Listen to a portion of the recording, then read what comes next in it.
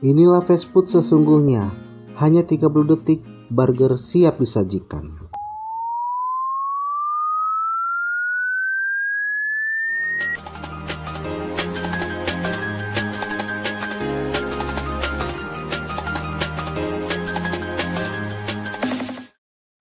Pernah makan di McD? Pasti pernah dong. Kalau belum pernah makan di sana, paling tidak pasti pernah melewati restoran ini dengan bernama M Raksasa. Bukan W ya teman-teman, tapi M. Oke, lanjut. Cerita ini berawal seorang bernama Ray Kroc, seorang sales mixer sedang memasarkan produknya di berbagai restoran ke restoran lainnya, hingga dari kota satu ke kota lainnya, bahkan hingga melewati batas negara bagian. Dari berbagai restoran yang ia kunjungi, ada juga beberapa menolak mesin mixernya. Dengan karakter Kroc yang gigih dan tidak mudah menyerah, akhirnya ia pergi mencari restoran lain, dan Kroc sangatlah percaya diri dengan mesin mixernya tersebut, karena mesin tersebut pekerjaan di restoran seharusnya akan lebih cepat penyajiannya, sehingga penjualan pun meningkat. Setelah Kroc tiba di restoran lain, lagi-lagi mesin mixernya ditolak. Akhirnya Kroc keluar dan memesan makanan. Setelah lama menunggu, ternyata yang dipesan salah. Ia memesan ayam goreng, tapi yang datang gado-gado. Dan akhirnya Kroc pun pergi. Singkat cerita, di sebuah hotel tempat Kroc menginap, Kroc mendengar sebuah motivasi yang mungkin ia dengar setiap hari. Dan di malam itu, ia kembali mendengar motivasi tersebut sambil merenung. Pesan motivasi itu menyatakan orang yang gigih mengalahkan orang yang berbakat, mengalahkan orang yang berpendidikan, dan bahkan mengalahkan orang yang cerdas sekalipun. Rumusnya adalah bila kita merubah pikiran kita, maka hidup kita pun akan berubah. Pada keesokan paginya, seperti biasa, Kroc kembali menawarkan mesin mixernya, di mana ia juga selalu mengalami penolakan. Akhirnya Kroc menelpon ke kantornya, di mana ia ingin menanyakan daftar-daftar restoran yang akan ia kunjungi. Resepsionis menyatakan ada sebuah restoran yang ingin memesan 6 mesin mixer sekaligus. Mendengar itu, Kroc pun kaget, karena ia menjual satu mesin saja kesulitan. Akhirnya, Kroc meminta nomor telepon restoran tersebut dan menelponnya. Setelah berbicara dengan pemilik restoran tersebut, ternyata pemiliknya dua bersaudara bernama Mac dan Dick. Setelah dikonfirmasi, ternyata pemilik restoran tersebut memesan 8 mesin mixer sekaligus, bukan 6 mesin. Tanpa berlama-lama, akhirnya Kroc meminta alamat restoran tersebut, dan setelah ia cek, ternyata alamat tersebut sangatlah jauh. Tanpa pikir panjang, Kroc pun berangkat menuju restoran tersebut dengan semangat yang tinggi dan bahagia. Setibanya Kroc di restoran milik Mac dan Dick, ia merasa restoran tersebut sangatlah berbeda dengan restoran lain, di mana menu makanannya yang paling laris adalah burger. Tidak lama kemudian ada seseorang yang berkata, "Bagaimana rasa burgernya?" Setelah Kroc perhatikan, ternyata ia adalah Mac, pemilik dari restoran tersebut. Setelah mereka berkenalan, akhirnya Mac mengajak Kroc untuk melihat proses pembuatan burger, yang dimana hanya membutuhkan waktu hanya 30 detik penyajiannya. Di dalam sana, Kroc melihat proses yang dikerjakan sangatlah cepat, sehingga pembeli tidak menunggu lama untuk sebuah makanan. Singkat cerita, Kroc pun kagum dengan dua bersaudara tersebut telah sukses membangun restoran fast food terenak yang belum Kroc rasakan, dan pada akhirnya Kroc mengajak Mac dan Dick makan malam untuk membicarakan bisnis. Pada malam itu, Mac dan Dick berkata sebelum awal berdiri restoran ini, banyak menu yang mereka buat, namun dengan seiringnya berjalan waktu, mereka sadari hanya ada 3 menu yang sangat laris, yaitu burger, kentang goreng, dan milkshake. Dan Mac berkata bahwa hanya restoran kami yang memiliki sistem fast food pertama di dunia, sehingga Mac berani memesan 8 mesin mixer dari Kroc untuk semakin mempercepat penyajiannya. Sebelum itu, kami juga sudah mengatur strategi di dapur dengan melatih para pekerja serta posisinya, sehingga prosesnya efisien dan cepat, dan terciptalah restoran fast food pertama di dunia.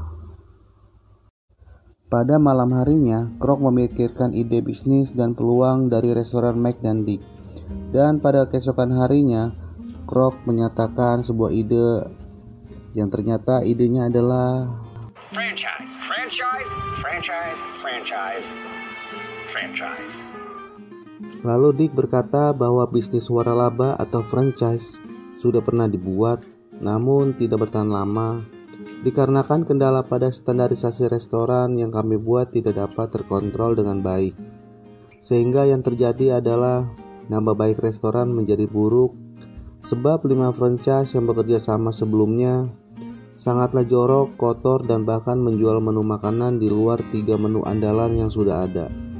Sehingga Mike dan Dick memutuskan untuk hanya memiliki 1 restoran saja, tapi berjalan baik dan sempurna dibandingkan memiliki 100 franchise, namun nama baik restoran menjadi buruk.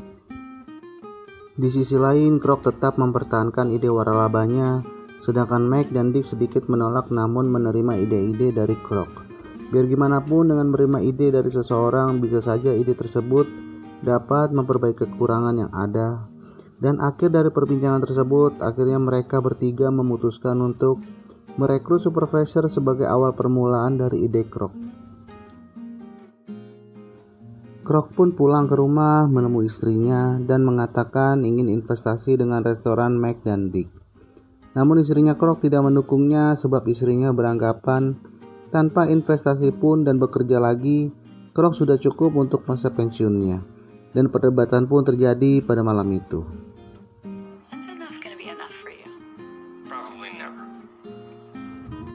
Singkat cerita, Krok berhasil meyakinkan Mike dan Dick untuk bekerja sama dalam franchise pertamanya.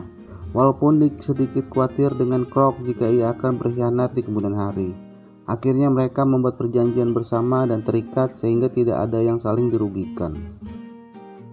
Tanpa terasa, waktu berlalu, franchise McDonald Krok pun selalu ramai dikunjungi pelanggan, dan Krok berusaha keras untuk menjaga kualitasnya seperti McDonald pertamanya. Setelah cabang franchise McDonald sudah berjalan baik dan sukses, Krok pun tidak berhenti sampai di situ. Ia pun berpikiran untuk mencari rekan bisnis yang ingin menginvestasikan uangnya untuk mendirikan cabang McDonald yang baru. Alhasil tidak butuh waktu lama, hanya 1 bulan saja, Krok berhasil mendirikan 3 cabang McDonald baru sekaligus dengan rekan bisnisnya. Suatu ketika Krok mendatangi setiap cabang McDonald miliknya, lalu ia menemukan kondisi restoran yang sangat jorok dan kotor. Sehingga ia kesal dan akhirnya Krok mengurus sendiri franchise-nya tanpa campur tangan investor, dan investor cukup menerima hasilnya. Di saat Krok sedang di kantor, ia menemui seorang Yahudi yang sedang menjual Alkitab. Lalu Krok mendatangi dan bertanya kepada orang tersebut, mengapa ia menjual Alkitab milik Kristen, sedangkan orang tersebut dari Yahudi. Orang itu mengatakan ia sedang membutuhkan uang dan tidak memiliki pekerjaan. Akhirnya Krok pun merekrut orang tersebut dan diangkat sebagai supervisor untuk mengelola cabangnya. Ternyata cabang tersebut sukses sehingga Krok berpikiran untuk merubah pola rekrutmennya ke arah di mana seseorang yang memiliki agama kuat dapat dipercaya dan tekun dalam hal agamanya. Begitu juga dengan pekerjaannya. Mulai dari situ, Krok mendapatkan pelajaran bahwa dalam menjalani usaha, kunci suksesnya adalah memiliki rekrutmen yang baik, sehingga mencapai kesempurnaan yang maksimal. Singkat cerita, tiba pada suatu hari, Krok mengalami kekurangan modal dikarenakan biaya kos yang dikeluarkan terlalu besar, walaupun 3 cabang franchise miliknya itu sukses. Akhirnya Krok menghubungi Dick untuk negosiasi ulang untuk menaiki keuntungan Krok dari 1,4% menjadi 4%. Namun ditolak Mike dan Dick karena mereka merasa itu sudah sangat tinggi. Di sisi lain juga Krok frustasi karena sudah 3 bulan tunggakan di bank belum dibayar. Pada keesokan harinya, di saat Krok berada di bank, ia bertemu dengan seorang konsultan di mana ia menawarkan perombakan bisnis, di mana bahwa McDonald bukanlah bisnis restoran, melainkan bisnis properti. Sehingga bagi investor McDonald, jika ingin berinvestasi, haruslah membayar di muka untuk tanah di mana McDonald akan berdiri. Itu berarti setiap tahun Kroc menerima hasil dari sewa tanah dan bangunan dari setiap cabang McDonald yang ada, sehingga konsep bisnisnya akan berubah. Pada akhirnya Kroc mendirikan perusahaan baru bernama Franchise Realty, di mana bergerak pada bidang properti namun franchise. Artinya perusahaan Kroc ini adalah franchise-nya restoran. Tidak butuh waktu yang lama, perusahaan properti milik Kroc pun sukses. Dan puncaknya Kroc membeli tanah di mana McDonald pertama berdiri yang disewa McDandick. Artinya mereka tidak lagi memiliki kekuasaan penuh untuk McDonald milik mereka.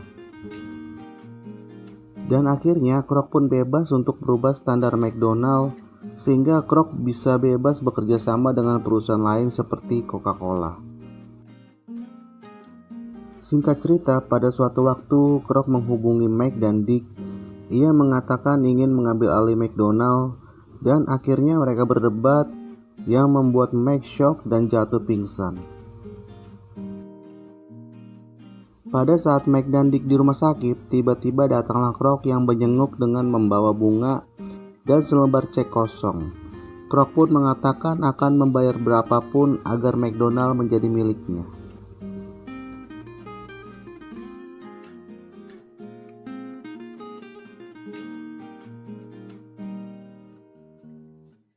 Singkat cerita, Mike dan Dick menerima untuk menjual brand McDonald mereka ke tangan Kroc seharga $2,7 dan akan mendapat 1% keuntungan McDonald selama seumur hidup.